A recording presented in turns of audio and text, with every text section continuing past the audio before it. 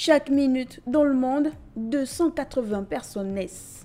Avec tout ce que traverse la planète, il y a de quoi se demander s'il s'agit d'une bonne nouvelle. Naître dans un monde où le mot d'ordre est crise économique, environnementale, sociétale, des droits de l'homme, et j'en passe. Les crises se multiplient, s'entrechoquent, sans que l'on ne puisse toujours définir leur caractère global ou local, ni établir ce qui les rattacherait les unes aux autres.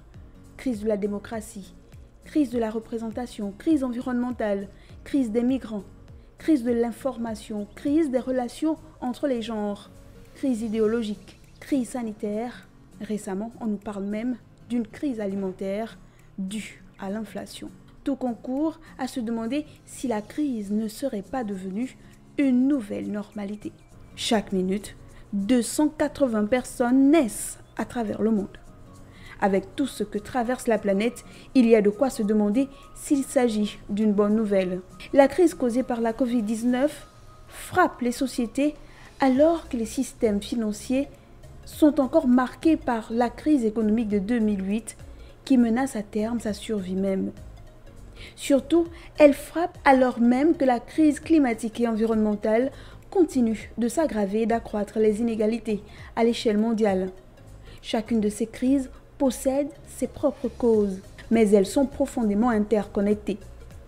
Ces dernières années, nous avons enfin appris et pris conscience du fait que le changement climatique pouvait déclencher des crises financières.